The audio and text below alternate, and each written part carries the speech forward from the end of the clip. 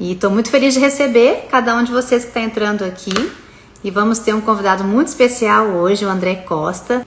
O André Costa, ele tem feito um Instagram dele, para quem segue, a gente vê quanto ele tem compartilhado ali sobre paternidade, né, sobre casamento, sobre como entender ali a vida a dois, a vida de repente a 3, a 4, a 5, dependendo de quantos filhos você tem. Ele tem 6 filhos e compartilha ali também alguns desafios sobre isso, sobre a paternidade. Ser pai de menino, ser pai de menina. Porque vocês sabem que nós estamos falando sobre paternidade, né, nesse mês todo de agosto.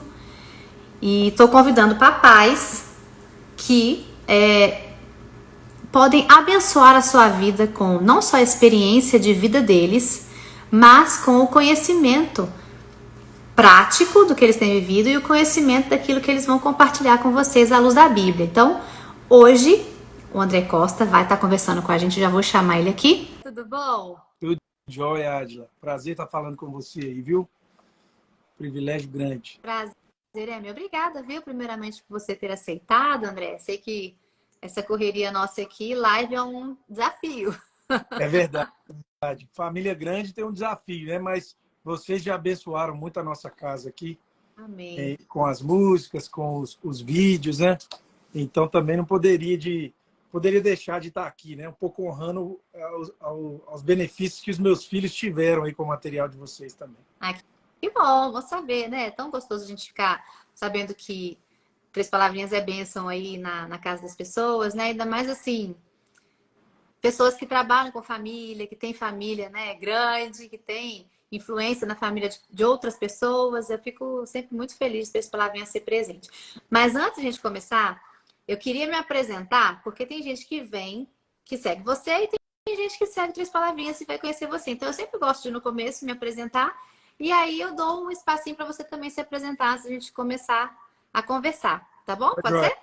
Tá combinado. Então, antes da gente começar, eu queria te agradecer, viu, por esse tempo. Eu acho que eu sempre fico muito grata quando dá certo, quando a gente pensa em alguém, a pessoa topa e tá aqui, porque eu quero muito que nós aqui, os nossos seguidores, né, quem tá aqui junto com 3 palavrinhas e segue a gente aqui no Instagram, são pais, né? São papais e mamães, vovô, vovó, gente que trabalha com Ministério Infantil, pastores. Porque a criança tá lá no YouTube, nosso canal reservado para eles. Aqui são os adultos. Então eu gosto muito de trazer essas conversas, né? Assim, que são relevantes para a família. Então, muito obrigada, viu? Mas, gente, eu sou a Adila Misraí, eu sou criadora do 3 Palavrinhas junto com meu marido. Eu que canto todas as músicas do 3 Palavrinhas, então você está me ouvindo aqui falar, você deve já estar, né, reconhecendo aí minha voz.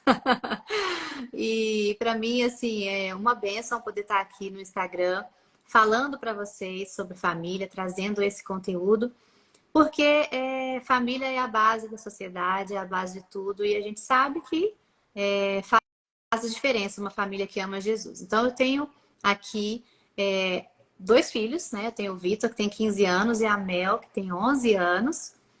Eram criancinhas, né? Quando começou 3 Palavrinhas, que agora já tem 10 anos de vida, 3 Palavrinhas. E cresceram comigo, fazendo 3 Palavrinhas acontecer. Hoje já estão, né, pré-adolescentes e adolescentes, estão em outra fase. E acompanham comigo e servem comigo aqui no 3 Palavrinhas. Então, hoje, convidei para estar aqui com vocês, essa bênção, essa preciosidade que é o André Costa. Eu já sei umas coisinhas. Sei que ele é casado com a Chelsea, que tem 6 filhos. A Chelsea é canadense, né? Isso. Sei também do conteúdo, já acompanho você há um tempinho, que você fala sobre casamento, sobre como honrar a esposa, como o marido também deve ser para a esposa. E traz esses assuntos, às vezes, até um pouco polêmico para o mundo, assim, de uma forma geral, né? E também fala sobre paternidade cristã, educação de filhos. Sei que você é professor por vocação, bacharel em Direito, teólogo e mestre em filosofia. Então, assim, além de cantar, né? Canta também. Exatamente. Tem muita coisa. Também estou na área da música aí, ó. Tem muita coisa aí. Mas fala pra gente um pouco de você, dessa vida de viver numa família grande. Eu venho numa família de 5 filhos, tá? Então, eu sei como que é um pouquinho. Eu vim de uma família de 2. Meus pais, meu pai é engenheiro, minha mãe professora, mas depois meu pai também é professor, né? Então, eu tive um estranhamento em ter um irmão só, sabe? Isso nunca desceu na minha vida. Porque eu via que meus pais tinham muitos irmãos, minha mãe tinha muitos irmãos, meu pai também. E eu sempre gostei muito desse movimento de tios, né? Eu acho que foi mais ou menos mas eu estava 21, 22 anos, comecei a estudar mais sobre o assunto, à luz da visão cristã, e comecei a compreender que, vamos dizer assim, a herança, a riqueza que é a presença de filhos no mundo, principalmente filhos como sinal da nossa fé, né? Porque filhos não são a nossa esperança, como diz o Stanley Hauerwas. Eles são o sinal da fé que os pais têm em Deus. Então, isso para mim é muito tocante, né? Eu sei que a gente vive num mundo difícil, de muitos desafios, mas quando eu comecei a namorar com a minha esposa, eu já falei mais ou menos assim, o meu desejo, né? Não assim querendo forçar nada, e aí eu fiquei surpreso, porque ela também tinha esse desejo de família grande, né? E aí a gente se casou lá no Canadá, eu fiquei 6 anos morando lá, voltei para o Brasil, hoje eu sou professor, trabalho com gestão escolar também, e desde 2020, quando teve a pandemia, eu compartilhava alguns textos sobre família. De vez em quando, aí alguns começaram a ter muita repercussão e eu senti vamos dizer assim, essa carência das pessoas, porque 2020 foi o ano que o mundo redescobriu a família, né? As pessoas fugiam da família no trabalho, fugiam da família nos afazeres. E aí, de repente, Deus agendou um tempo que todo mundo teve que redescobrir que tinha uma família que não dava como fugir dela, né? Então, acho que esse tema aí foi muito forte desse tempo. E aí eu comecei a escrever e foi ganhando uma proporção maior, até que eu tenho tido uma presença digital aí, já tem mais ou menos 1 ano e meio, 2 anos, que eu estou sempre compartilhando conteúdo aqui no meu canal. Muito bom. E tem abençoado muitas pessoas, né? Às vezes a gente vê nos Eu fico comentários feliz. como que, às vezes, um compartilhar de algo que para você pode ser simples, para outra pessoa é uma novidade enorme, né? E resolve a vida, assim, por uma atitude mudada, por um conhecimento que você compartilha ali, né? Então, é muito abençoador mesmo. Amém. E eu até tô com algumas perguntinhas aqui para a gente conversar, porque até assim trouxe alguns posts seu que a gente leu e tal, que eu achei de conteúdo muito interessante. Mas antes, eu queria que você falasse um pouquinho, assim, na sua opinião, do papel do pai na família, né? Do pai, né? E como ser um pai segundo o coração de Deus. Não ser só um pai provedor, um pai que de repente se espelha no próprio pai que teve, né? Mas um pai que se espelha no pai que está no céu. Fala pra gente um pouquinho. Então, o tema da paternidade é muito delicado. Eu gosto de fazer essa ressalva quando começa a tratar o tema, assim, num espaço como a gente tem agora, porque existem muitas dores relacionadas à paternidade e é muito natural isso. Todo mundo teve um pai imperfeito. Todo mundo teve um pai imperfeito. A grande questão é qual o grau de imperfeição, né? Alguns tiveram pais que foram desastrosos, outros tiveram pais que foram normais, outros tiveram pais excelentes, mas nenhum deles foi perfeito. Eu gosto de falar que não existe pai bom é pai presente, porque pai perfeito não existe. Mas a gente precisa estar ciente que essas dores são reais. Né? As pessoas estão frustradas com a figura paterna. Por isso que quando a cultura do nosso tempo, vamos dizer assim, desconstrói a figura da paternidade, existe ali uma dor real. A gente também não pode negar isso. Só que eu tenho falado isso, para quem me segue, fiz uma live há pouco tempo só sobre esse tema, que, na verdade, todos nós tivemos um pai perfeito, que foi Deus Pai. Ele nos criou, nos deu a vida, nos deu tudo. E lá no arquétipo do Éden, lá no jardim, junto com Adão, todos nós viramos as costas para o pai perfeito que nós tínhamos.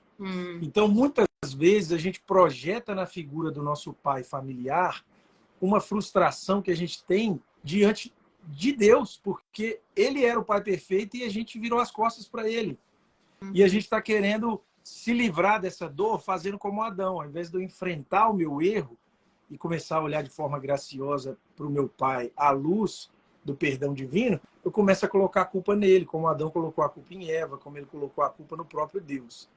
Então, isso é importante a gente falar. Todos nós precisamos reconstruir, reconectar com essa visão da paternidade. A paternidade é algo que nasce no coração de Deus. A paternidade não foi uma coisa, um acidente da biologia. Deus escolheu que existisse um pai e uma mãe na família. E o pai tem uma posição muito importante. Por quê? Porque diferente da mãe, que gesta no corpo, que carrega uma criança, que precisa mudar o seu organismo, dar espaço para um bebê crescer dentro dela, e depois a vida dela é traduzida em entrega e sacrifício na forma da amamentação, no puerpério, o pai faz um exercício biológico muito rápido. O exercício do pai, do ponto de vista de presença biológica, é meramente reprodutivo. Então, o pai é um crescimento, o pai é uma conquista moral e espiritual. Por isso que um pai devoto numa casa causa um impacto positivo de gerações. Porque é natural que uma mãe seja devota. Até a mãe que não crê em nada, vamos supor assim, eu sou uma mãe, mas já é difícil, né? Uma mulher que não acredita em nada, mas até essa mãe que não acredita em nada, a devoção dela à família exala a espiritualidade, porque a vida dela é sacrifício.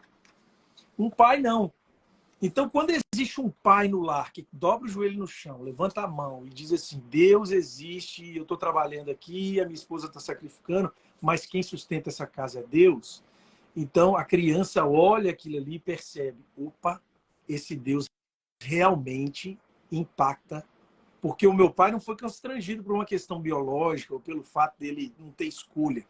É uma escolha de alguém que se rendeu na alma e no espírito. Então, o papel do pai é fundamental. Existem, inclusive, pesquisas que correlacionam o comportamento dos pais com o comportamento dos filhos. É claro que não é uma determinação. Você que está me acompanhando aí, não estou dizendo... Essa pesquisa não diz assim, se o seu pai não estiver presente, a sua vida vai ser um fracasso. Não é isso, é uma correlação, uma possibilidade de impacto. Mas a ausência paterna, por exemplo, impacta uso de drogas, cometimento de crimes, gravidez na adolescência, ansiedade, depressão. Então, uma série de coisas que vão ser deixadas para as próximas gerações quando um pai omite da sua posição. O pai, vamos lá, a mãe acolhe. O pai apresenta o mundo objetivo, ele impõe os limites, ele é aquele que introduz a criança na objetividade da vida, nas consequências reais. Então, normalmente, se a gente não resolver o nosso problema com o pai, se a gente não for um bom pai para os nossos filhos, isso vai ter uma consequência. Por exemplo, eu não vou aceitar muito bem a realidade do jeito que ela é, eu vou ser uma pessoa que reclama demais, eu vou ser uma pessoa que vai faltar autoestima para eu entender que eu consigo resolver. Então, os pais que estão assistindo e as mães também que estão nos assistindo, é preciso resgatar esse espaço para que a paternidade floresça dentro do lar. A gente não pode ficar competindo homem com mulher assim, o tempo inteiro, por disputa, não.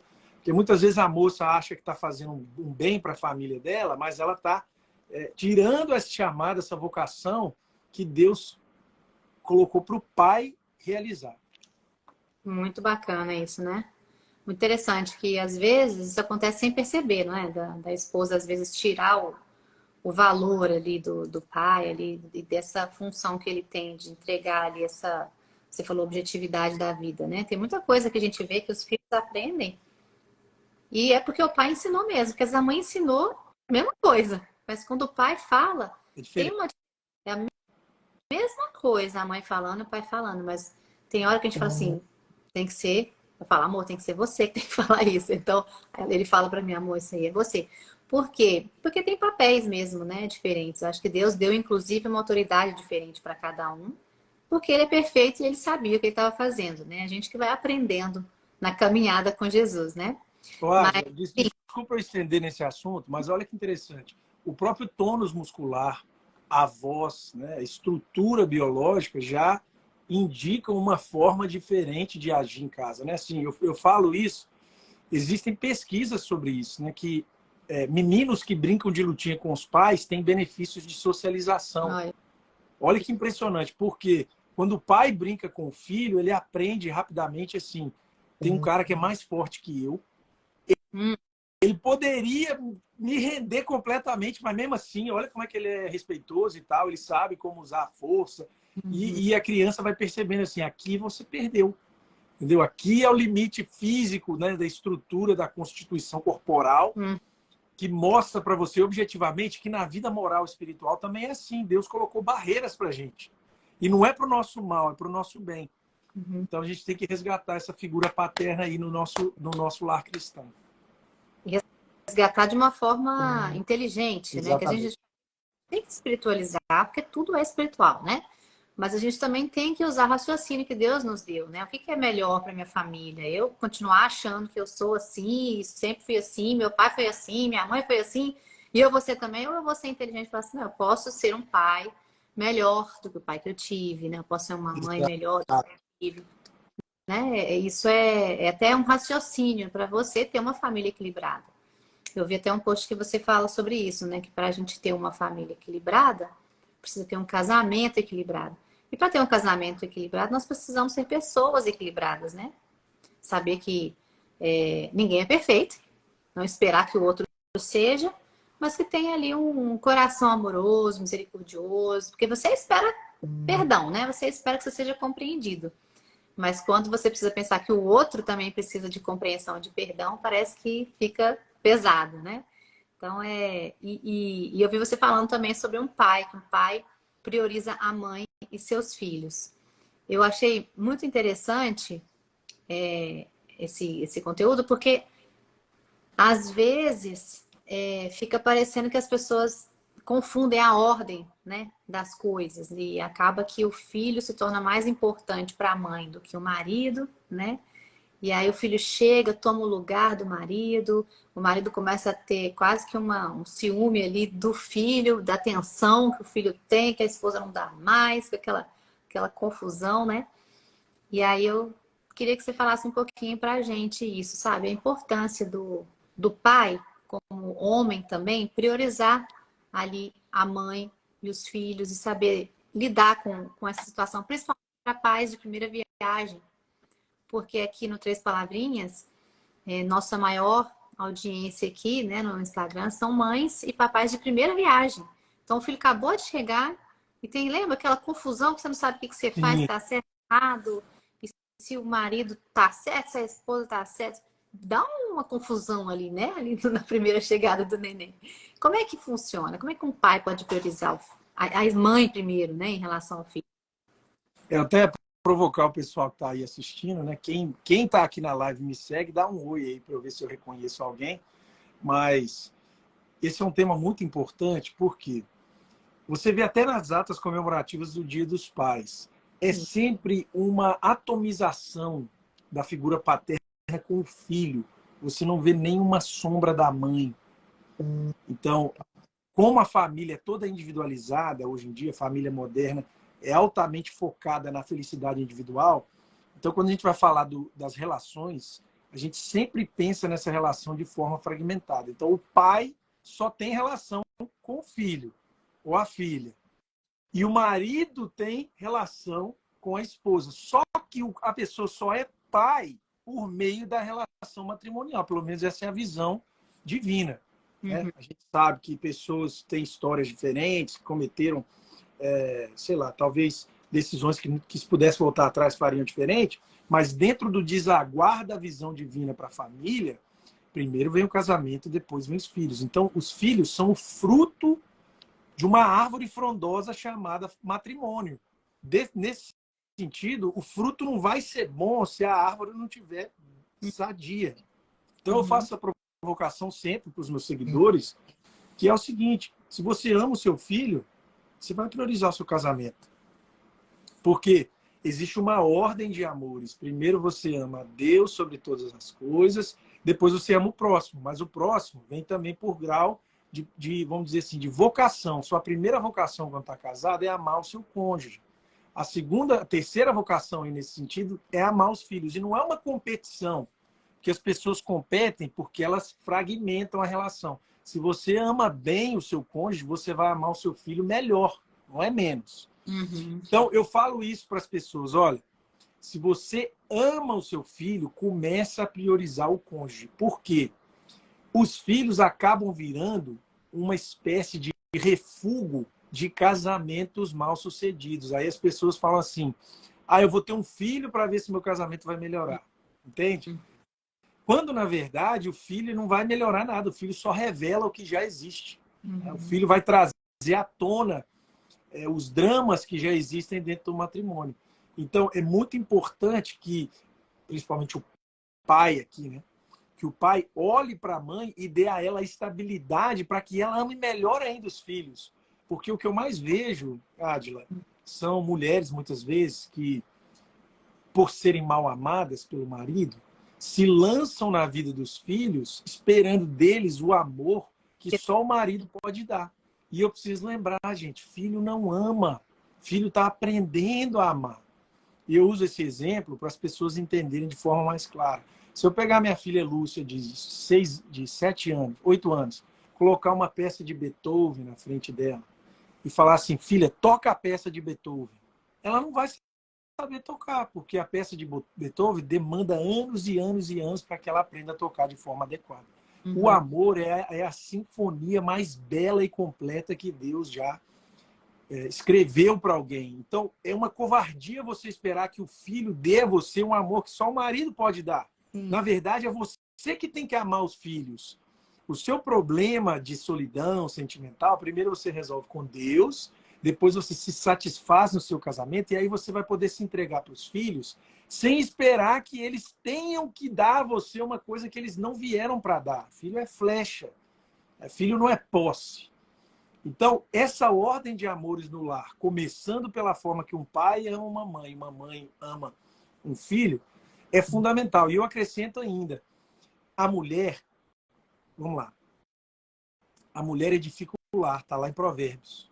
Então, a atmosfera do lar está muito relacionado com, vamos dizer assim, o contentamento afetivo, emocional da mulher. Tanto que Salomão chegou a dizer que você casar com uma mulher rixosa é como você ficar lá numa goteira ou num deserto.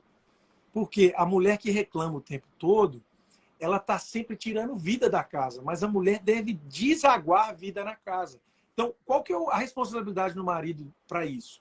O marido precisa amar, cultivar o coração dessa esposa, porque essa satisfação da esposa em Deus e no matrimônio vai ser para o bem dos filhos. Uma mulher que é bem amada, ela vai amar muito mais os filhos, vai ser uma casa mais leve, né? O problema é que está todo mundo esperando ser amado, todo mundo quer ser amado, e ninguém quer carregar sua própria cruz dentro de casa, ou seja, ser o primeiro a se entregar para a glória de Deus. E aí a confusão começa. Eu achei interessante aqui que você falou que o amor é aprendido, né? Como uma sinfonia. Na questão dos filhos, mas questão do adulto também. Perfeito. Né? Na questão do adulto também. Muitos problemas que a gente vê, às vezes, com as crianças, não é porque as crianças têm problema, é porque em casa os pais, né, têm algum tipo de problema, não conversam, e aí as crianças percebem ali e começam a demonstrar algum tipo de comportamento estranho, né, inadequado, por só um reflexo, que às vezes eles nem sabem explicar também por que estão agindo daquele jeito, né? E aí você disse que a mulher dá a vida dá a vida à casa. E isso é tão interessante porque, como a gente está falando de paternidade, eu ouvi uma pessoa falando o seguinte, ela tava contando a respeito do marido dela, estava agradecendo a Deus pelo marido dela, ela falou assim, uma frase assim, eu floresço o que o meu marido me rega. E eu achei tão bonito, porque eu falei assim, é isso aí, muitas mulheres deixam, às vezes, de florescer, ou de ser a mãe que gostariam de ser, ou de ser a esposa que gostariam de ser, porque não estão sendo regadas nem pelo marido e nem pela palavra de Deus. Não permitem ali, né, aquela busca de saber quem são em Deus também. Mas eu acho que é muito importante os homens entenderem, ainda mais nessa época de agora, que mulher sabe tudo, pode tudo, consegue fazer tudo, não precisa de homem, né? Todo mundo falando por aí que a gente não precisa de nada disso, a gente consegue fazer tudo, eu sou inteligente tanto quanto, posso tanto quanto. E chega uma hora que não precisa nem de proteção e de cuidado, né? E eu ensino isso para minha filha, eu falo, minha filha, não é que a gente não consiga fazer as coisas, a gente pode deixar que o outro sirva você.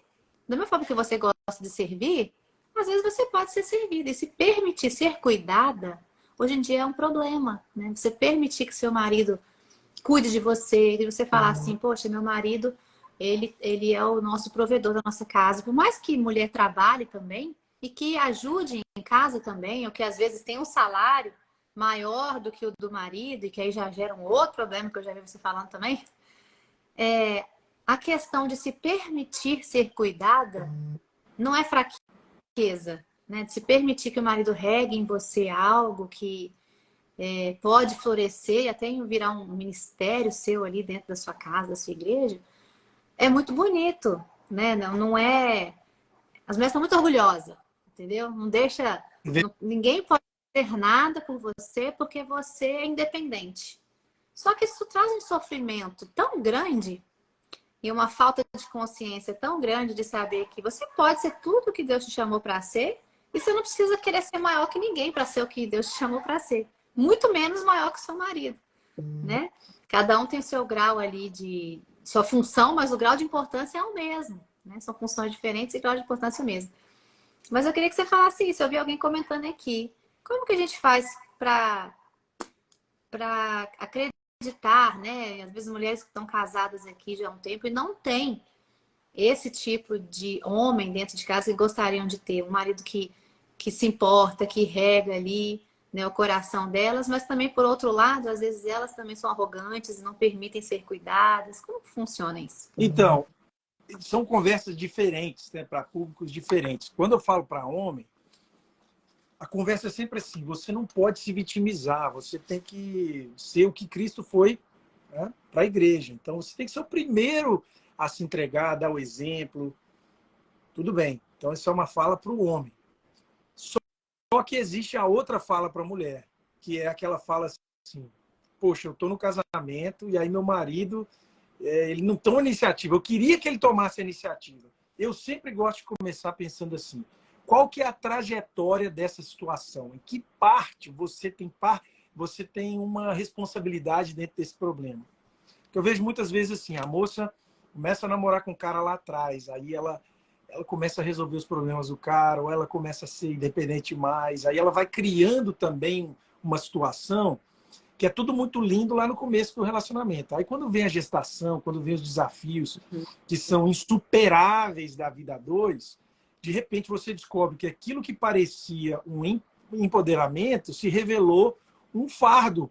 Então aquele cara que era super sensível, que era gentil, que estava sempre disposto a ceder, de repente ele começa a ser exatamente, ele está ocupando a função que agora que você está carregando, né, os fardos naturais da vida a dois que a mulher carrega, aí você fala assim, não, pera aí um minuto, esse lugar é meu, esse lugar é meu. E aí precisa de muita humildade para que a moça consiga perceber que essa situação não é simplesmente olhar para ele e falar assim, se ele mudar, o casamento vai mudar. Tem uma série de coisas que a moça ou o homem que está numa situação como essa pode fazer, porque no final das contas você nunca muda o outro. É isso aí. Você não vai mudar o pai do seu filho aí, você não vai mudar o seu esposo, mas você pode elevar a sua alma. Quer ver uma coisa que eu falo muito? Muitas mulheres vão lá e fazem piadinha do cara na festa de família, não consegue dar um elogio para ele, pede para ele fazer alguma coisa. Ah, sai com meu filho. Aí quando ele vai sair, você vem com 2 milhões de regras para o cara sair, você não confia nele. Você não deixa ele ser homem, você não deixa ele ser pai. É o pai, por exemplo, dá um exemplo aqui.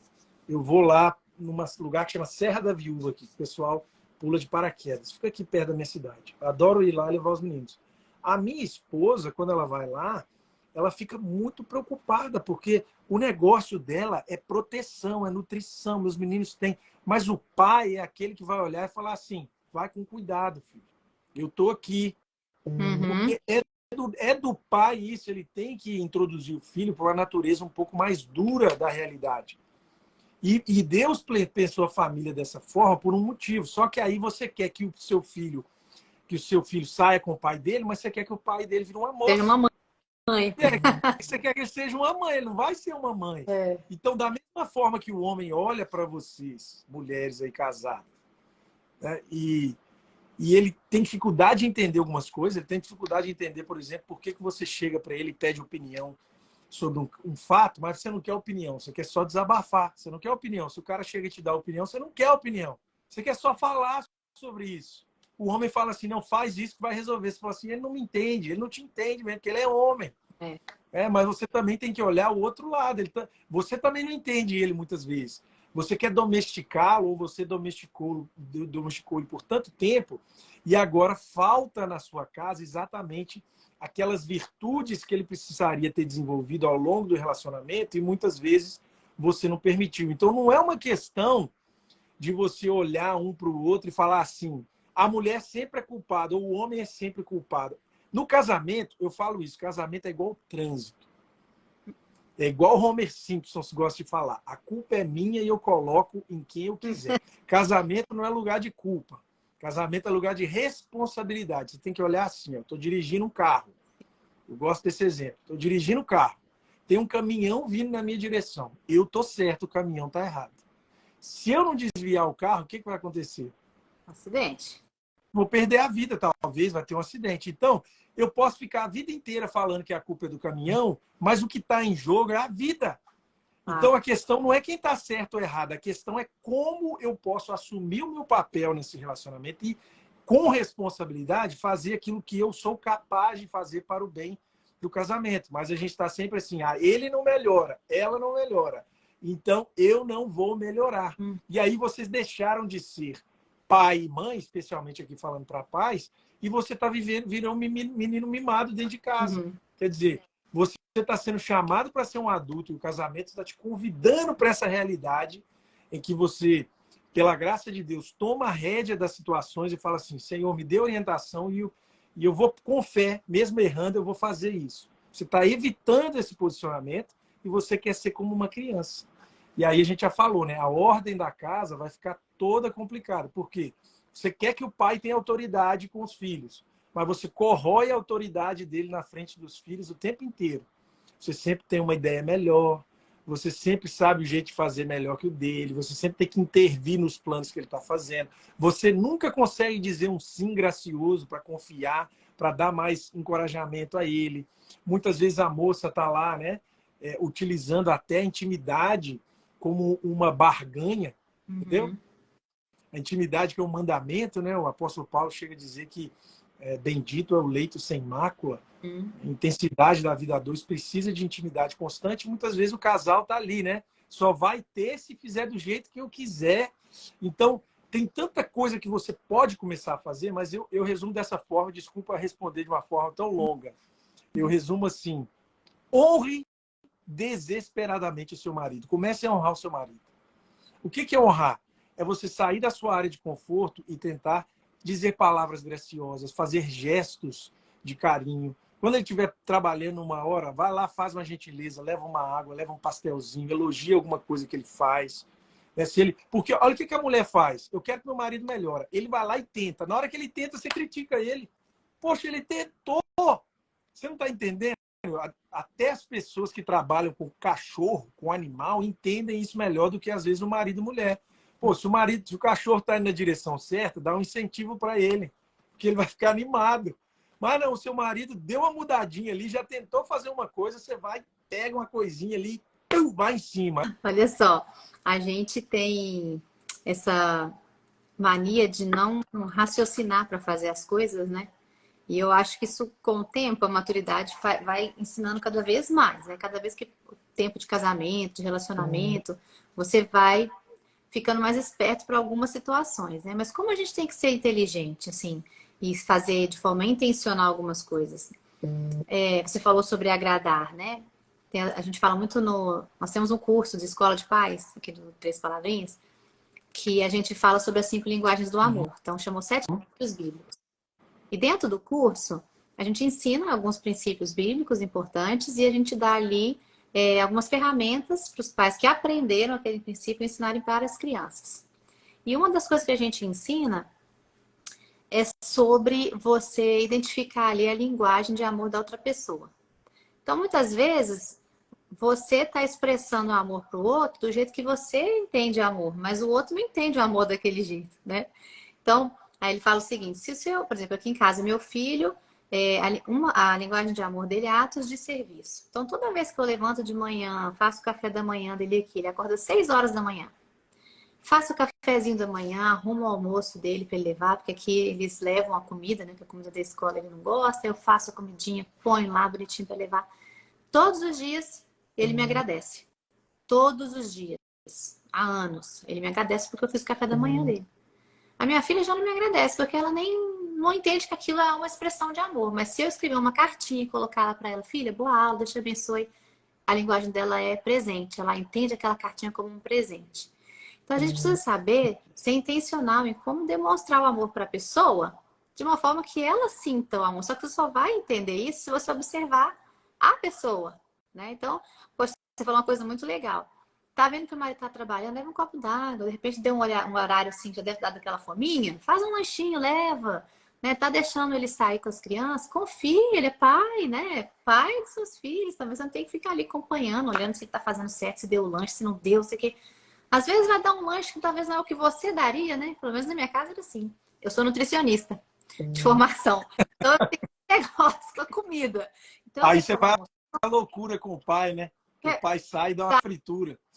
Dá lanche, acho que ele vai dar outra coisa diferente. Por mais que, se ele fizer, ele vai estar fazendo um esforço para dar uma comida que sua mãe ia gostar, entendeu? Eu tenho que reconhecer isso, né? Então, mas ele passeou com as crianças, fez outras coisas que eu posso dar mais valor naquele dia do que ficar pensando se comeu adequadamente ou não. A gente tem que ter esse equilíbrio na vida, né? E eu acho, inclusive, que isso ajuda muito na chegada do primeiro filho. Quando há ali um desequilíbrio, que era só dois, de repente chega uma pessoa que precisa da atenção demais da mãe e entra nesse conflito ali de primeiro filho, né?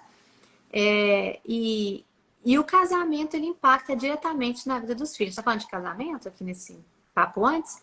Porque eu quero falar que o casamento, ele impacta diretamente na vida dos filhos, né? Não tem como a gente achar que um casamento que está aos trancos e barrancos, os filhos vão crescer ok, né? Então, falando em paternidade aqui, queria que você desse uma palavra assim, para os pais que estão aqui assistindo a gente.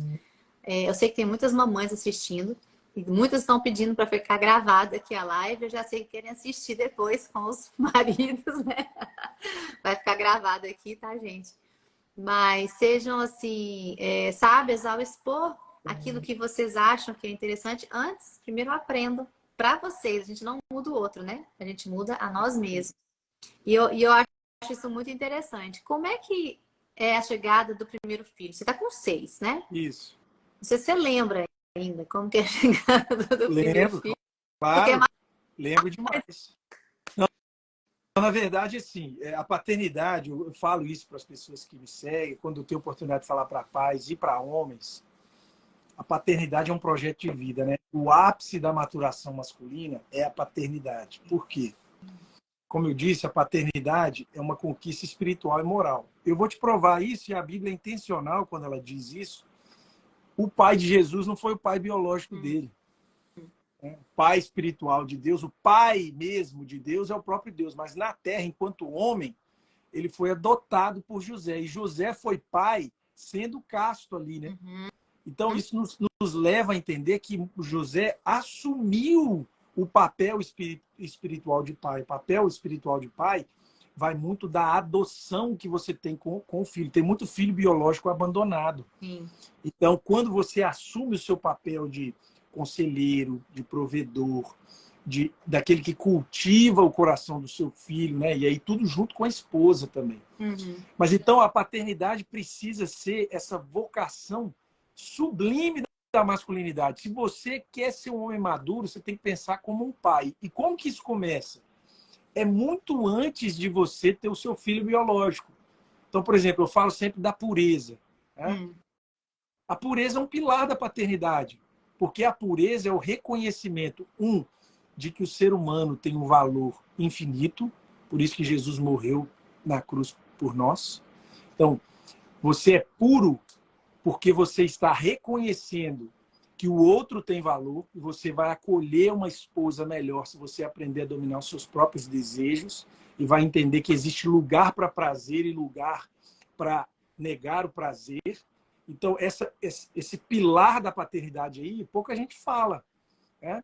Às vezes a pessoa está ali na adolescência ou na juventude achando que ela vai cair de paraquedas no casamento e que ele vai falar assim, não, quando eu casar eu vou defender minha esposa de todos os maus, porque eu vou ser um homem de verdade, eu vou ser um homem corajoso. Mas o Richard Phillips fala isso no livro dele, Masculinidade, ele fala assim, que a primeira pessoa contra quem um pai tem que defender os filhos e a esposa é contra si mesmo. Porque dentro do pai existe um coração pecador que é capaz de falar palavras que desabonam, palavras que vão machucar a esposa, ofensas que vão marcar o coração do filho. Então, essa conquista de controle emocional, que começa também pela busca da pureza, vai ser um pilar da paternidade lá na frente. Se você ainda não é pai, você está começando agora, está esperando ainda a gestação, como que você tem tratado as pessoas ao seu redor? Você torna a vida dos outros mais leve? Porque o chamado da paternidade é um chamado para consumir menos do que se produz, em todas as áreas. Então, um chamado de sacrifício, financeiramente, espiritualmente, afetivamente. Por exemplo, se você é um pai, você está com um problema no trabalho, você vai chegar em casa e desesperar a sua família inteira, você vai falar com a sua esposa e despejar aquele estresse lá do trabalho para deixar ela também com o mesmo estresse, vai descontar nos filhos? Não, você vai ter que saber filtrar essa dor, levar essa dor para a cruz de Cristo, tratar isso com ele e trazer aquilo que é necessário vamos dizer assim, com uma proteção para sua casa, porque a sua esposa já está com muito problema cuidando de filho, né? E aí você vai lá, começa a desabafar e fala aquele tanto de coisa e traz um temperamento pesado para casa. Então, veja, essa é uma conversa de muitas e muitas horas, mas basicamente a paternidade é um chamado para servir a Deus, se entregar a Deus, porque um pai verdadeiro não é um pai que tem um filho biológico, mas é um pai que adota os seus filhos como filhos espirituais. A sua vocação como pai não é de só cuidar da sua prole. A vocação do pai é o discipulado para o céu. Então, você precisa olhar para o seu filho compadecido, como um pastor olha para as suas ovelhas e fala assim, o que eu preciso fazer para correr atrás dessa aí que está desgarrada? Então, assim, o pai entende que o primeiro chamado dele é discipular, cuidar, amar. E aí, nesse sentido, o que vai acontecer com o pai? Ele vai ser exposto a quem ele verdadeiramente é. E por isso que é desesperador. Por isso que é fácil você se lançar no trabalho, você se lançar até na igreja, você ser um leão lá na igreja, um leão no trabalho, porque lá você encontra uma honra imediata. As pessoas vão olhar para você e falar assim, fulano de tal é ponta firme, ele entrega tudo no prazo. Mas a honra doméstica, ela não existe. A honra doméstica está no altar de Cristo. Muitas vezes ninguém vê. A honra doméstica é uma coisa que você precisa nascer de novo para desejar isso com um coração gracioso e generoso. Então, é essa palavra que eu deixo aí para os pais, né? Aceitem a paternidade não somente como uma realização pessoal, mas uma vocação de se parecer mais com Cristo. Você até falou uma coisa que eu achei muito bacana, que é a criação de filhos, né? Como uma forma, o processo de criação de filhos é uma forma de Deus gerar em nós uma transformação. E é tão bacana ver como que, à medida que a gente vai educando e ensinando os filhos, a gente encontra em nós mesmos as nossas falhas, né? A gente vê, às vezes, nossa, podia puxar tanta coisa, puxou um defeito meu. A gente vê a criança fazendo exatamente aquilo que a gente não gosta na gente, né? E que imagina que a criança não ia nem perceber. Mas como é uma oportunidade que Deus nos dá de ver nos nossos filhos aquilo que nós somos, ou na forma que os filhos agem, né? E a gente poder voltar para o pai, né? E falar, Senhor, olha, eu não gosto disso em mim. Às vezes você não tinha reparado antes. Às vezes seu marido já falou, sua esposa já falou, mas aí você entrou aqui e saiu aqui. Mas quando você vê seu filho fazendo uma coisa que você já ouviu, né? Dizendo que você é daquele jeito, que você faz daquele jeito. Você começa ali, tem que ter um coração, que você falou, né? Um coração humilde. Tanto o pai quanto a mãe.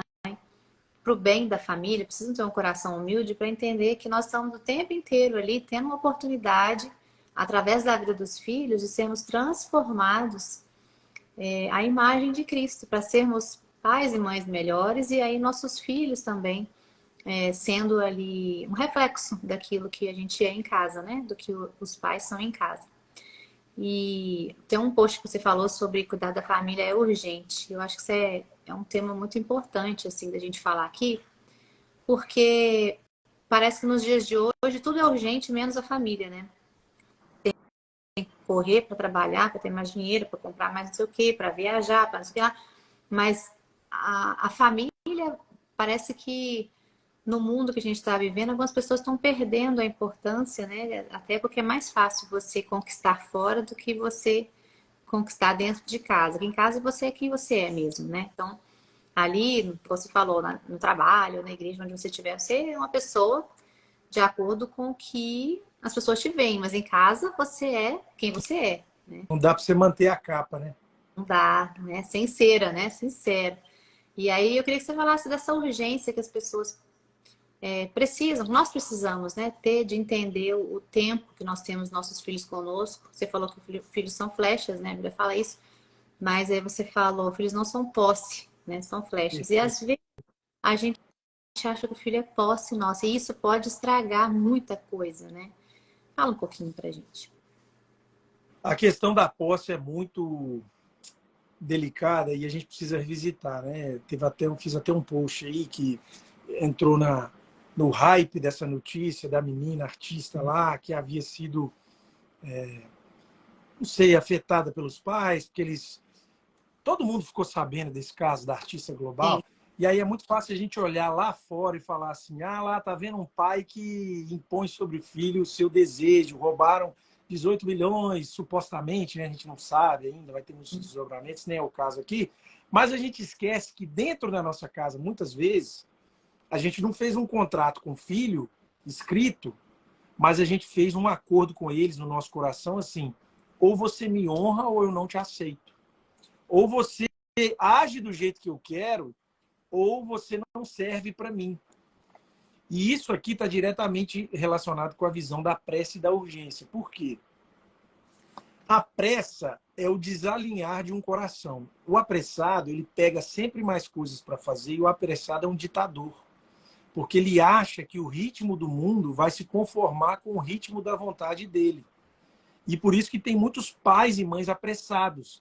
Eles querem que os filhos dê resultado do jeito que eles querem, e aí eles já estão pensando na faculdade quando tinham que estar pensando em discipulado, e depois que o filho chegou na faculdade descobriram que não tinha discipulado, aí vai culpar o pastor que não fez retiro de carnaval o suficiente, né? Vai culpar a televisão, vai culpar a mídia, vai culpar a Rede Globo, porque as pessoas são apressadas, elas querem que a família funcione, mas a família não funciona, gente. A família é a forja. Você entende isso que eu estou falando aqui? Entende isso?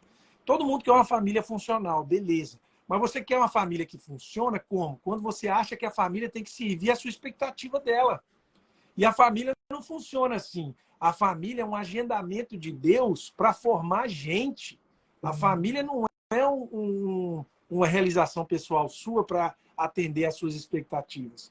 Então, descobrir a urgência é isso. É você falar assim, peraí, Deus colocou a minha vida no tempo e no espaço. E Ele agendou algumas coisas que são prioritárias para a minha formação. Se você está casado e tem filhos, você pode ter certeza que isso está no topo da sua hierarquia. Amar a Deus, amar a esposa e amar os filhos. Não confunda. Eu não estou dizendo que a família é a sua missão, porque se você fizer isso, você vai ser um idólatra. Uhum. Você vai achar que tudo no mundo tem que parar e você só tem que importar com a sua família. Isso está errado. Você, por outro lado, também não pode fazer da sua família escrava da sua missão. Eu tenho que realizar uma coisa no mundo, então todo mundo tem que se submeter e pagar o preço de eu ser bem-sucedido no trabalho ou ser bem-sucedido no ministério. Porque eu deixo um buraco em casa, mas é para o bem do reino. Não, calma. O chamado é o seguinte, família em missão. Deus colocou o ser humano num endereço chamado família e falou assim, ó, a família é urgente, portanto, ela precisa ser priorizada agora. E aí que eu começo a provocar as pessoas, né? Porque muitas vezes, às vezes eu saio para dar palestra, né? Tenho viajado muito para falar sobre isso com as pessoas, falo muito sobre conexão familiar, casamento, educação de filhos, e eu vejo muito assim, ó, eu falo com os meus seguidores, as pessoas falam assim, eles vão pedir muito dinheiro, vão pedir coisas que eu não posso comprar, e eles vão demorar demais lá, vai demorar. Eu prefiro deixar na casa dos avós, vou lá comprar rapidinho e volto. Tá, mas é para demorar mesmo. É para você levar para o supermercado para demorar, porque lá que é o lugar do discipulado. A gente acha que o discipulado vai acontecer quando descer uma luz assim na sala da casa, né? Você está sentado bonitinho, vem o seu filho e fala assim: papai, me instrua nos caminhos do Senhor. Isso não existe. As escrituras, inclusive, vão falar o quê? Que é quando você deita, levanta, escreve nos umbrais. Então é o seguinte, o discipulado é a vida dentro da vida. Isso. Então a gente precisa de uma dose de participação familiar em momentos inconvenientes mesmo. Isso. E o que, que a gente quer fazer? Às vezes eu vejo as crianças, né, os pais de recém-nascidos, as mães principalmente, assim, como que vocês fazem, né, para o filho não chorar à noite? Gente, tem coisas para fazer sim, mas calma aí, filho não é robô, não. Deus escolheu que criança ia chorar à noite. Deus escolheu que você ia acordar de madrugada. Sabe por quê? Porque você acha que tem que conhecer primeiro o seu marido para depois ter filho, só que você só vai conhecer ele mesmo no dia que você tiver um bebê, que você tiver que acordar de madrugada e cuidar de uma criança.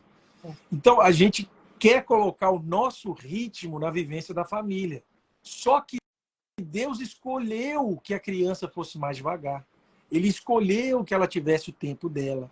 Então, quando você está diante de uma criança que demora um pouquinho para calçar o sapato, é Deus que está te falando assim: o meu tempo não é o seu.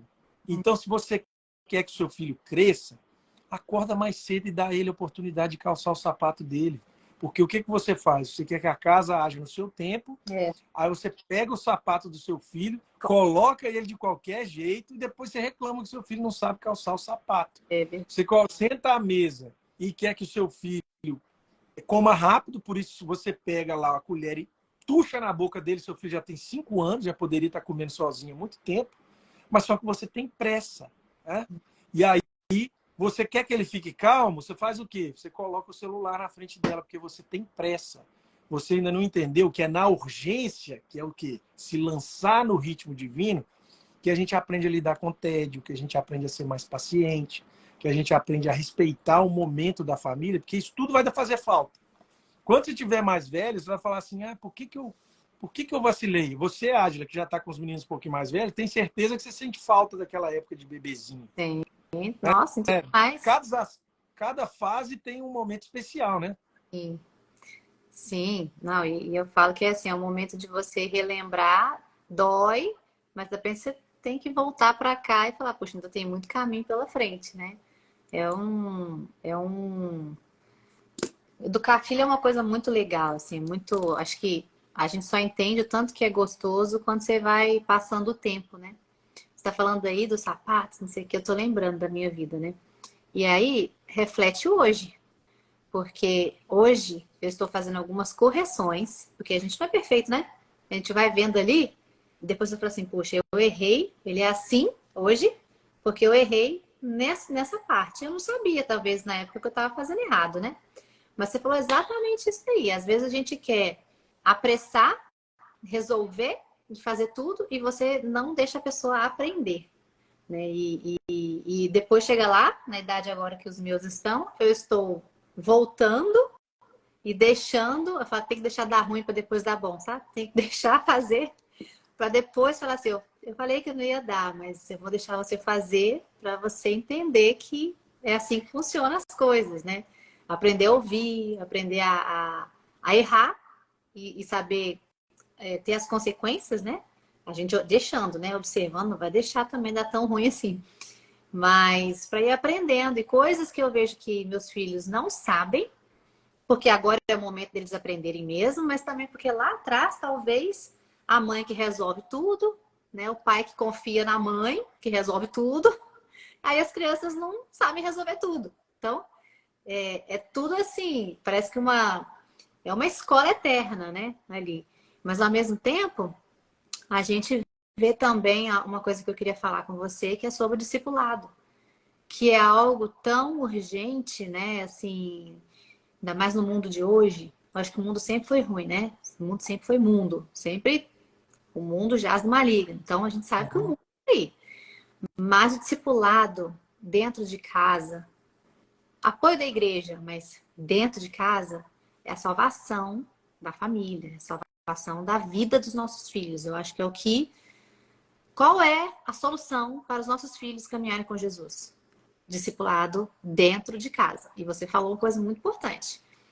Claro, tem o culto, tem um momento que você vai sentar com um aqui, com outro ali, tirar uma dúvida. Na mesa, na hora de comer, você conversa, tal. Mas é isso aí, entendeu? É no dia a dia. É naquilo que você percebe, é no você pedir perdão também, né? Eu falo muito sobre isso.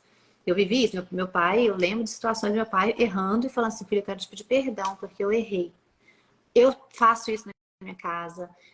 Isso não tira a minha autoridade, muito pelo contrário, me torna uma mãe que entende ali o que ele está fazendo, né? E ele entende que a mãe também não é perfeita.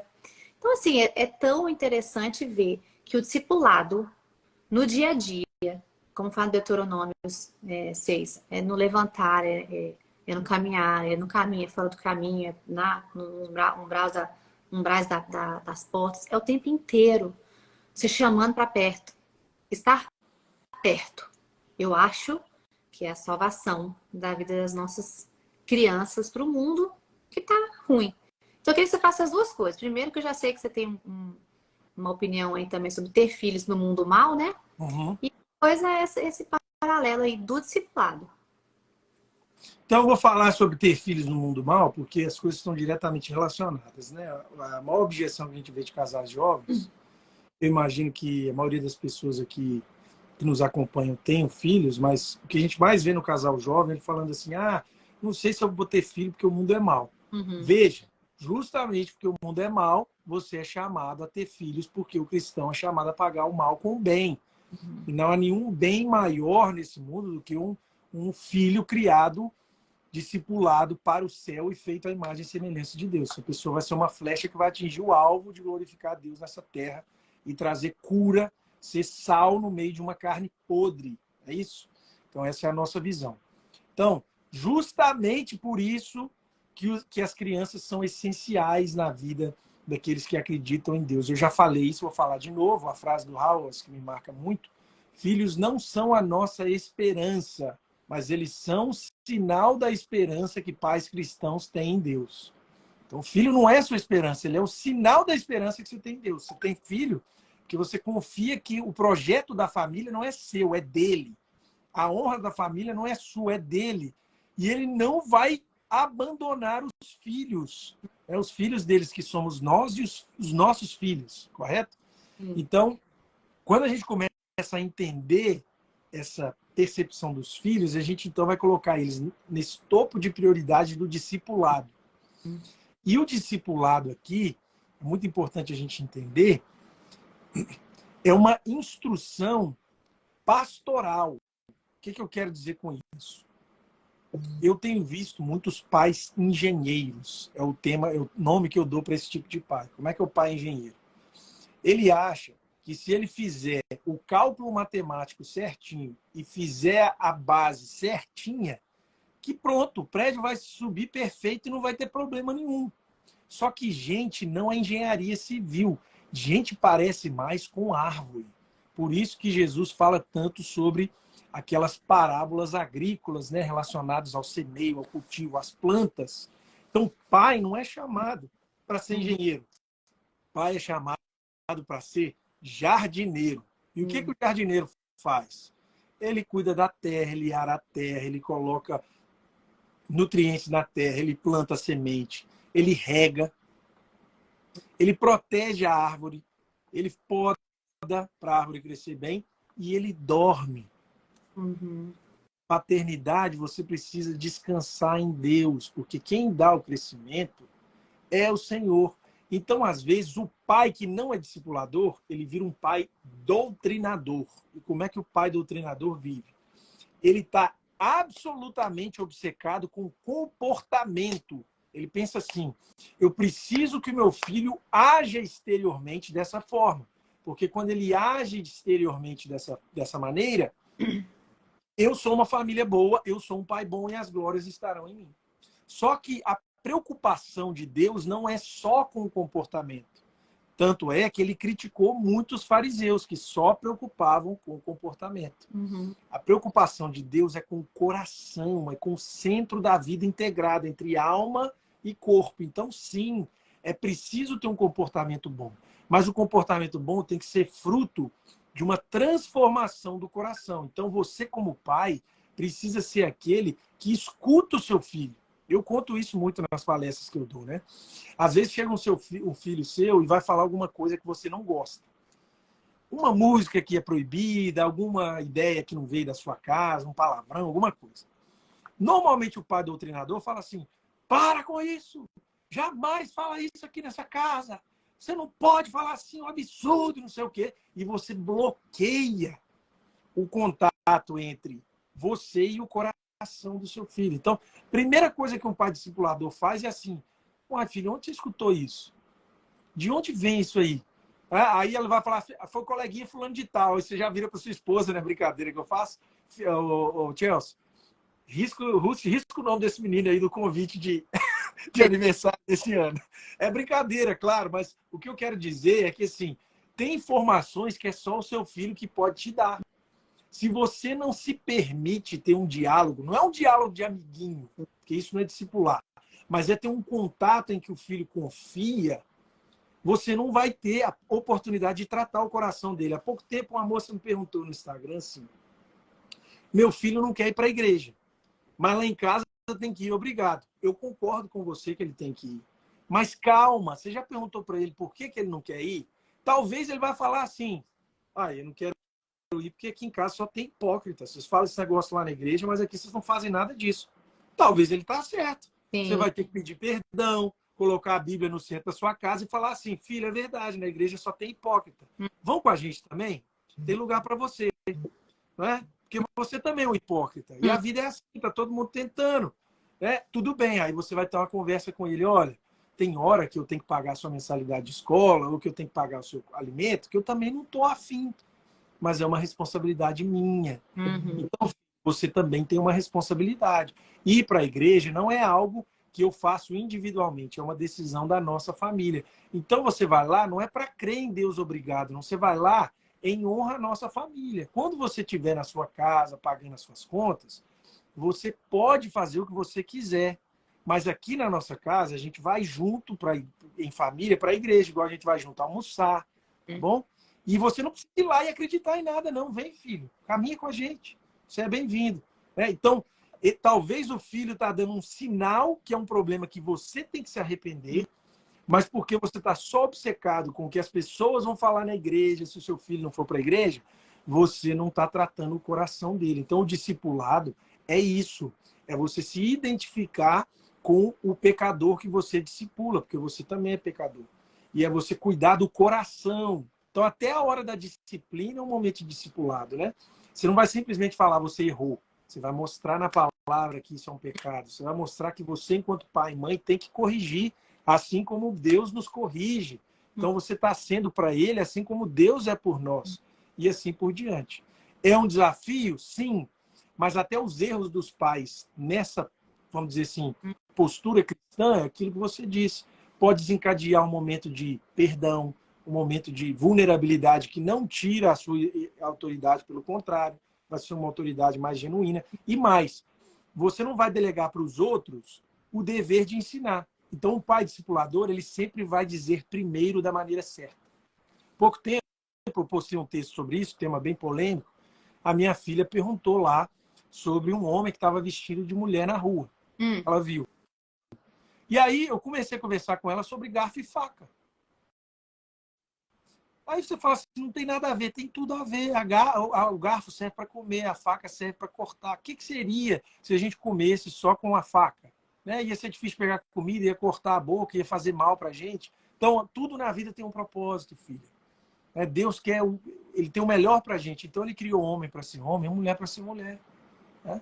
E aí eu fiz a provocação para ela. Olha a diferença do discipulado para o doutrinador. Eu fiz essa provocação para ela. Eu falei assim: mas só, filha, que o ser humano, muitas vezes, ele acha que ele vive melhor do que Deus. Ele tem uma maneira melhor de viver do que Deus planejou. Por exemplo, mamãe e papai foi criado para ser honrado pelo filho.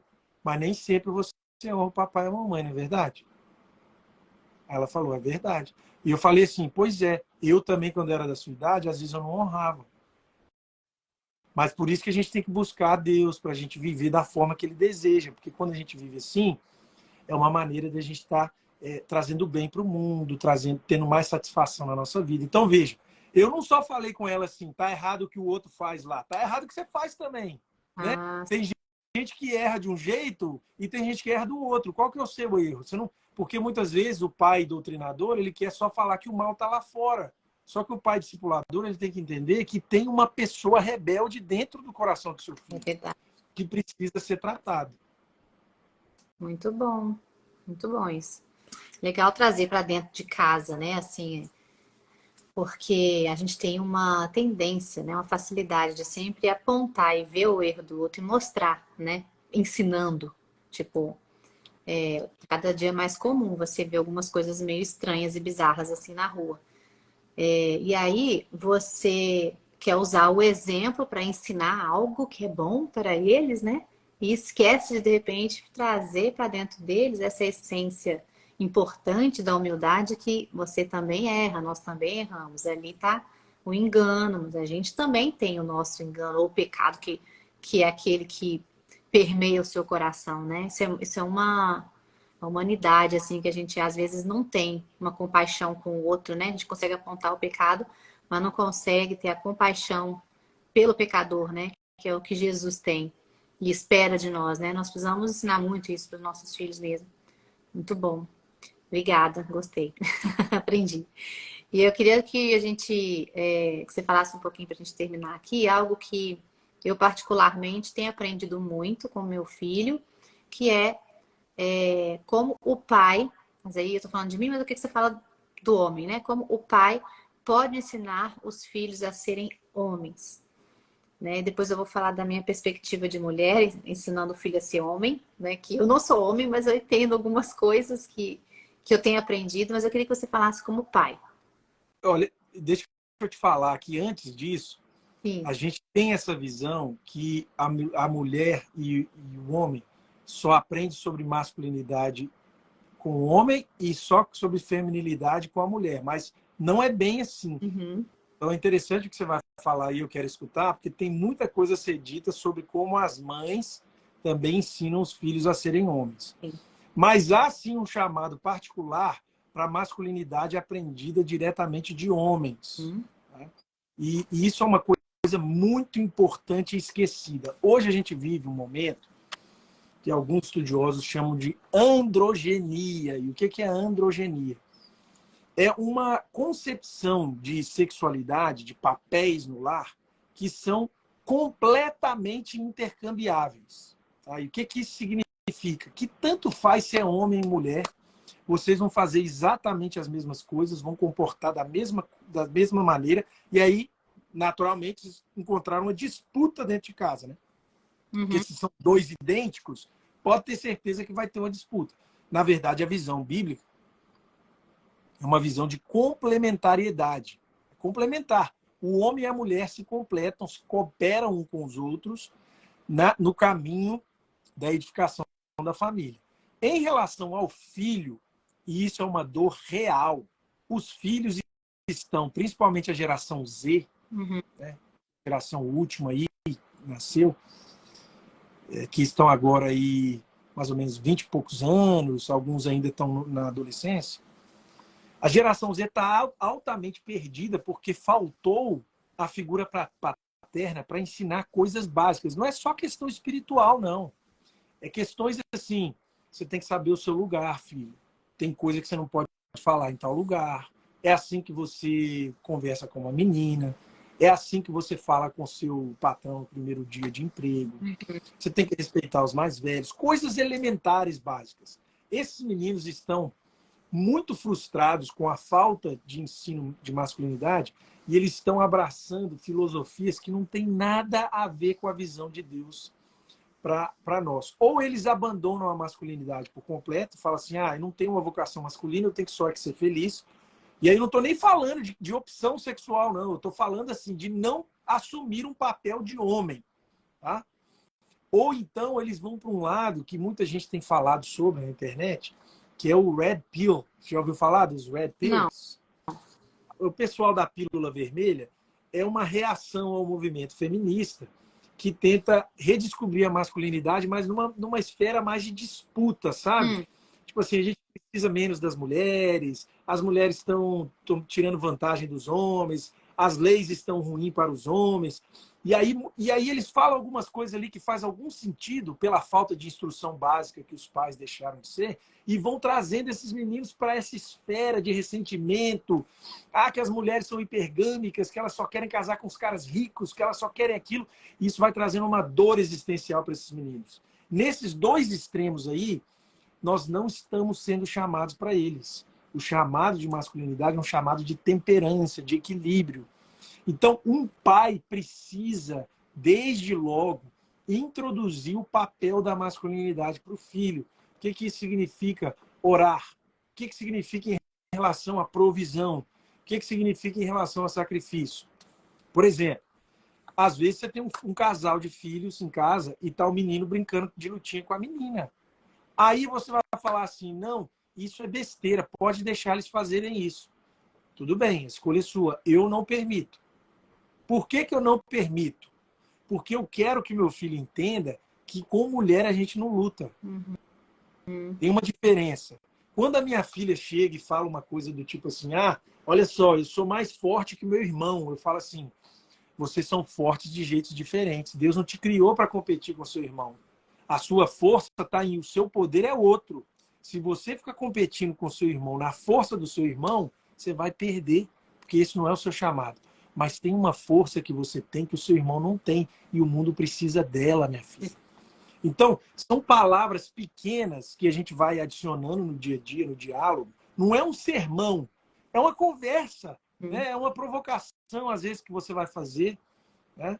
Porque às vezes o seu filho está vendo, ele não está vendo os 3 palavrinhas, ele está vendo um desenho lá que vai colocar a mulher como uma superpoderosa, né? Que ela ganha na luta dos meninos, ela salva o dia. Qual que é o impacto disso para o imaginário feminino da sua filha? O que isso vai custar para ela quando ela visualizar o papel dela na família, o papel dela no trabalho, né? Eu vejo tantas mulheres ressentidas porque elas acreditaram na ideologia da independência feminina e aí elas foram lá, galgaram tudo no mercado de trabalho, achando que aquilo ia dar identidade para elas, que elas iam querer ser benquistas pelos homens porque tem uma independência financeira. E, na verdade, o homem, principalmente o homem digno, não está nem aí para isso. Né? Se ela é inteligente, se ela trabalha, é excelente, claro. Você quer estar com a mulher, mas o tanto que ela ganha, deixa eu te falar, se o cara está preocupado no tanto que a moça ganha, corre desse cara, pelo amor de Deus, você não quer esse cara para sua vida. Né? Então, são detalhes aí que são vivenciados no dia a dia, mas que vão dar a essa criança uma noção, principalmente uma segurança em relação à vocação que ela tem.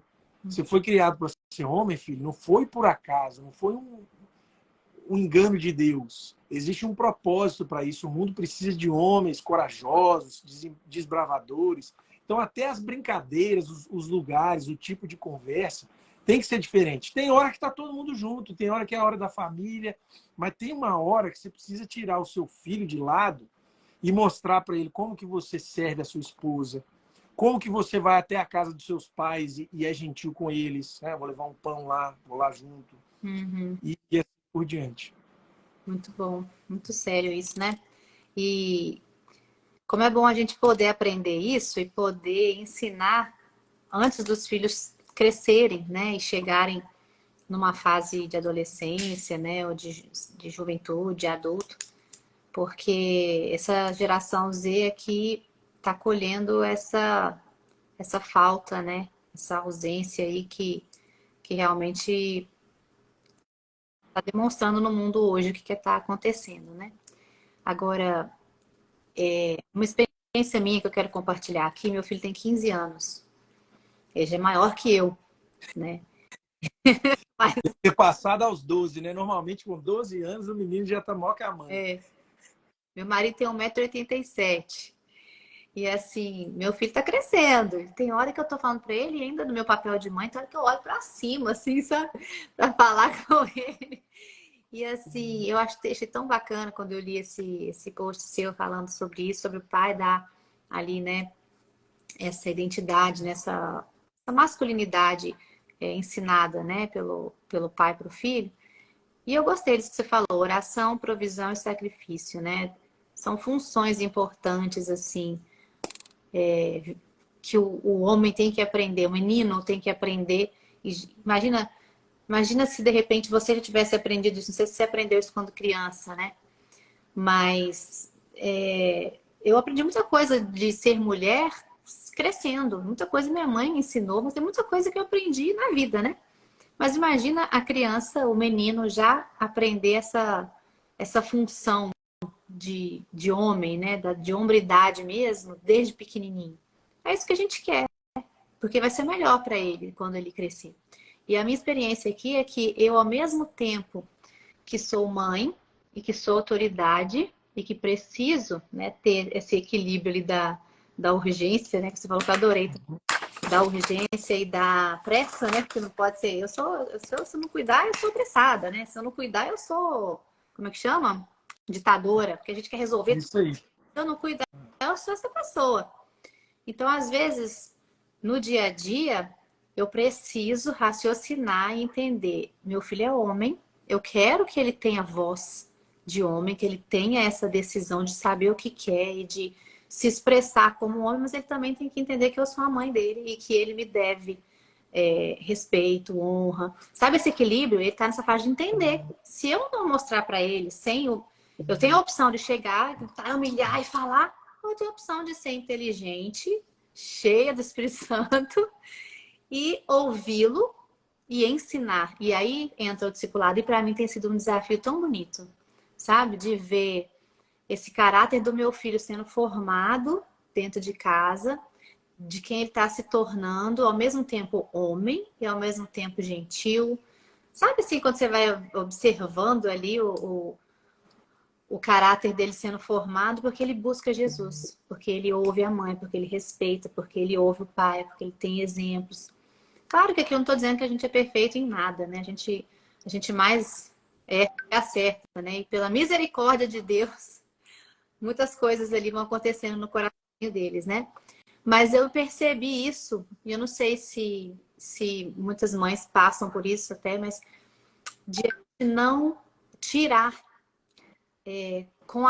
impondo a nossa vontade, tirar essa hombridade de homem que ele tem, né? Que ele tem que ter, porque ele tá ali dentro dele, eu não posso abafar aquilo. E ensinar esse equilíbrio, né?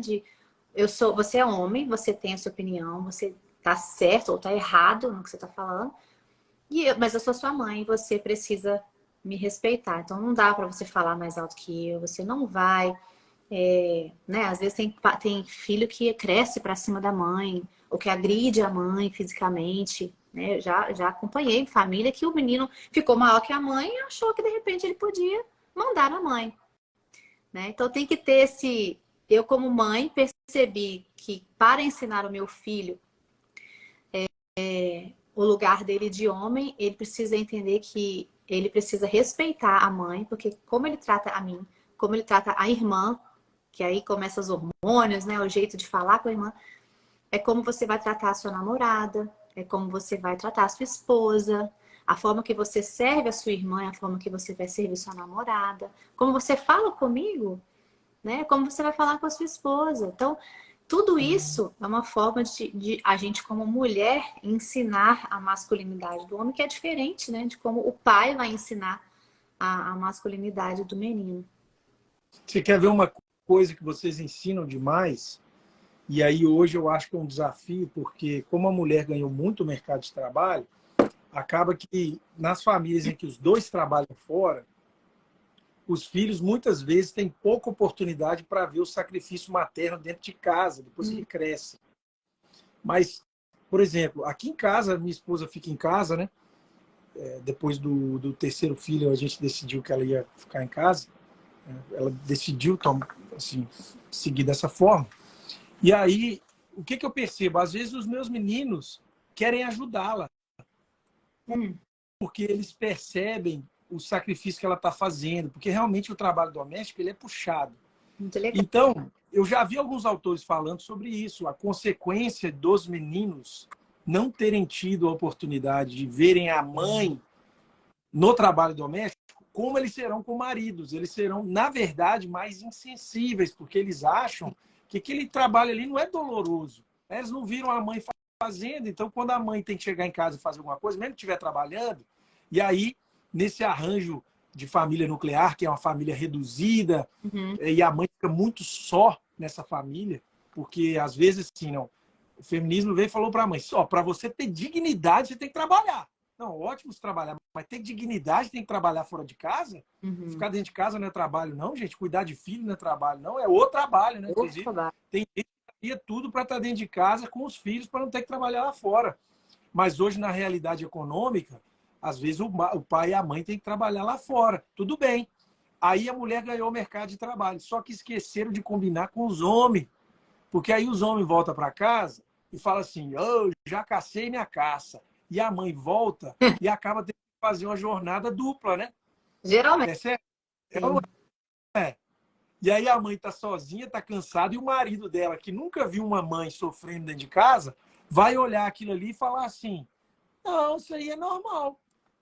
Não, é normal a mulher ter uma jornada de trabalho, né? Ou fora ou dentro de casa. Só que agora a mulher está com 2 jornadas e o mundo está falando assim, você é poderosa, você pode tudo. E a mãe acreditou nisso assim, ó. E depois que ela sentou para fazer o cálculo, ela viu, peraí, eu acho que não foi para isso que eu assinei a independência, não.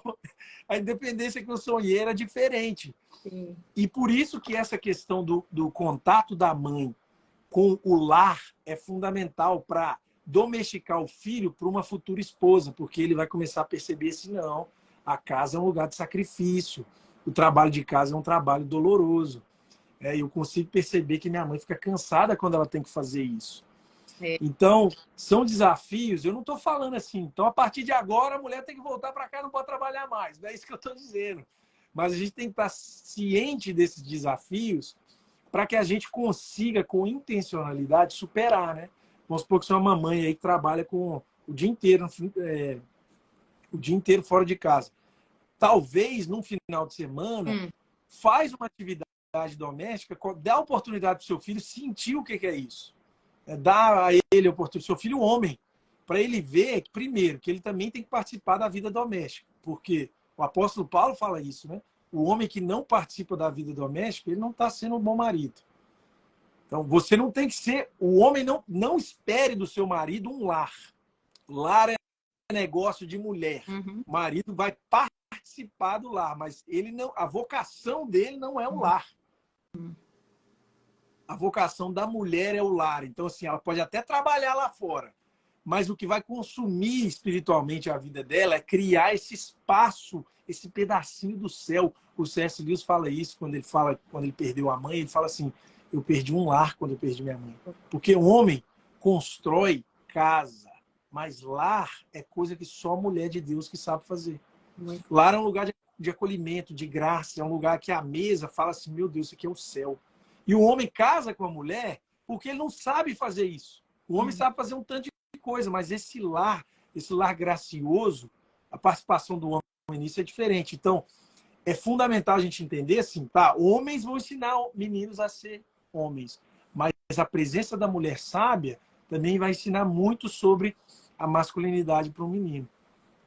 Mara, eu queria finalizar aqui, se deixar a gente fica aqui até mais e mais, né? Mas eu sei que a gente está aqui já com o nosso tempo bem avançado. Obrigada, viu? Porque tá boa a live, a gente se perdeu aqui. Mas... Não, tá ótimo. Eu gostei mais da live também. Mas tem uma frase aqui que eu acredito que é de C.S. Lewis, né? Que eu vi uma postagem sua que fala que filhos não dão trabalho, eles são baseados, né? Não dão trabalho, o trabalho da casa. Porque filhos não são... como é que é? Filhos não são a... Não dão trabalho. Aí ele fala que filho é alguma... Filho do trabalho. Trabalho importante. Trabalho importante, isso, lembrei. Essa frase não é do Lewis, viu? Essa frase é de um psicólogo americano. Ele foi atribuída ao Lewis. Ela não é do C.S. Lewis. Ela é de um psicólogo americano que não me recordo o nome agora. Interessante, eu achava que era dele. Mas é muito interessante isso, porque não é a realidade, né? As pessoas acham que filho é que dá trabalho, que o trabalho importante é o trabalho, né? Na verdade, são os filhos o trabalho mais importante. Fala um pouquinho sobre isso, que você tem 6 filhos. É porque, na verdade, vamos lá, eu gosto de provocar da seguinte forma, ó, imagina um médico que chega e fala assim, nossa, paciente dá trabalho demais. Ou um advogado que diz, peça processual, gente, dá muito trabalho. Nós vamos achar uma frase ridícula, porque se não tiver paciente, não tem médico. E se não tiver peça processual, não tem advogado. Ou seja, você está reclamando daquilo que te dá um sentido vocacional. É óbvio que filho dá trabalho, mas isso é uma afirmação ridícula, de tão óbvia que ela é. O fato não é que eles dão trabalho, o fato é que a família existe porque esse é o trabalho dela, é florescer a vida. Então, quando você vira essa chave, você começa a entender assim, é claro que vai dar trabalho porque eu estou gerando uma vida aqui, é claro que vai ter investimento porque eu estou gerando uma vida aqui. Você queria que fosse barato? Né? É a coisa que mais vale debaixo da terra que você pode ter aqui, de tudo que você pode vivenciar. É o seu casamento, seus filhos. Tem que custar mesmo, tem que ter um investimento altíssimo, é uma pessoa. Então, para de falar que dá trabalho e entenda que é o trabalho. E aí você vai começar a reordenar a sua vivência no lar, considerando que é para isso que eles estão aí. É nesse trabalho que você encontra o entendimento da sua vocação, é nesse trabalho que você abraça de fato aquilo que Deus reservou para você na família. Quando você está achando que o filho é um empecilho para você, você não está entendendo que eles são herança. Os filhos eles são um entrave para o meu desenvolvimento profissional. Eles são um entrave para o meu entretenimento. Não, ao contrário. Eles vão te ajudar a entender por qual sentido você trabalha. Eles vão te ajudar a entender o que significa ser próspero nessa terra. O que é ser próspero nessa terra? É ter um tanto de bens ou deixar uma herança espiritual para os seus filhos, de uma vida, um exemplo para eles e passar o bastão da fé. É para isso que a gente está aqui. Então, por exemplo, eu não gosto do trabalho tal. Meu filho, se é o que você precisa fazer para o seu trabalho prioritário, que é cuidar dos seus filhos, vai lá e faça. Então, o que você percebe? Olha que coisa interessante, tem pesquisa sobre isso. Em média, uma mulher solteira é mais bem-sucedida no trabalho do que um homem solteiro. Sabia disso? Não. Só que quando o homem casa e tem filhos, ele é mais bem-sucedido no trabalho que a mulher. Por dois fatores.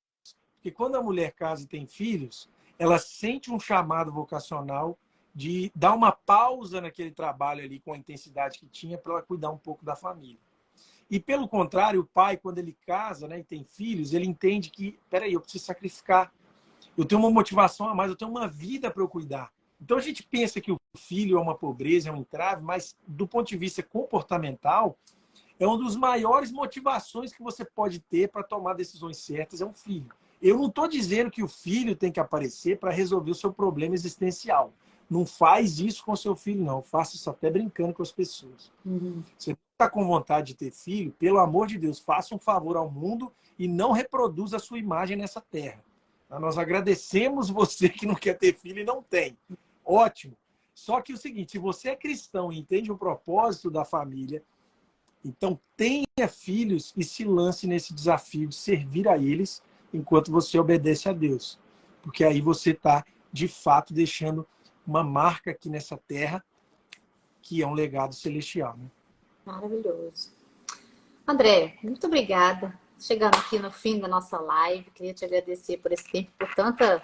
Eu não sei se vocês anotaram aí, gente, mas eu tô com tanta coisa anotada aí que eu fiz até uma bagunça, vou ter que passar limpo. Eu que agradeço, viu, Ádila? A honra estar aí com vocês. Principalmente três palavrinhas aí, já falei no começo, que faz parte da nossa família aqui, já fez mais até, aí começa a fazer de novo. Quando vai vindo os mais novinhos, eles ficam mais entusiasmados. As mais velhas... Muitos valores. É isso aí. Mas eu agradeço demais, tá? E Deus abençoe o ministério de vocês, continuem firmes, dê muita criatividade a vocês para continuar com esse trabalho artístico e também para esse desafio aí de instruir os pais aqui nessa sua comunidade. Obrigada. Vou aproveitar que você falou. Nós lançamos na sexta-feira passada uma música específica, bem autoral, o Samuca que fez a música, para o Dia dos Pais, né? A gente lançou na sexta-feira a nossa música Hora de Dormir, que foi uma música que ele fez baseado naquilo que a gente vive na nossa casa, com o nosso momento de dormir é sempre muito especial ali, de conversar, de ouvir, de orar, de de ministrar na vida deles, né? Desde pequenininho, é uma coisa que a gente faz. E aí ele criou essa música para ter um momento ali de pai com filhos, né? Filha e filho, mas é o momento do pai com filho. Então tá linda a música. Quem não assistiu ainda, não viu ali no nosso canal do YouTube, pode entrar no nosso canal do YouTube, 3 Palavrinhas, e assistir. Tá uma gracinha. E também, na última live, nós fizemos aqui uma campanha, um sorteio, né? Em comemoração do Dia dos Pais, e 3 pessoas, né, iam ganhar o nosso curso do Escola de Paz e 3 Palavrinhas. E aí eu queria contar aqui para vocês o nome dos nossos ganhadores, que já saiu.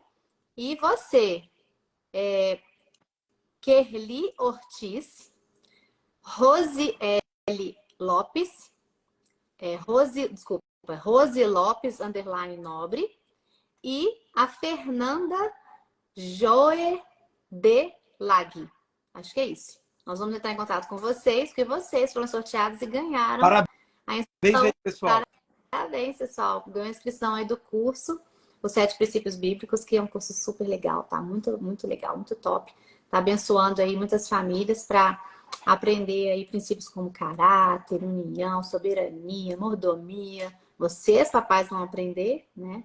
E depois vão ensinar para os filhos com tantas atividades que a gente colocou ali para vocês fazerem de forma lúdica e ensinar para eles esses princípios tão importantes para o crescimento deles e para a vida toda, né? Então, fica aí para vocês. E quem quiser que tá perguntando aqui sobre os nossos shows no Brasil e tal, tá aqui também no link da bio, só entrar aqui, tem todas as informações da agenda ali.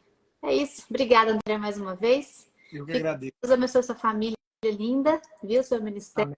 Obrigada mais uma vez. Gente, tchau, tchau. Um abraço aí para sua família também. Deus abençoe vocês. Tchau, tchau, pessoal.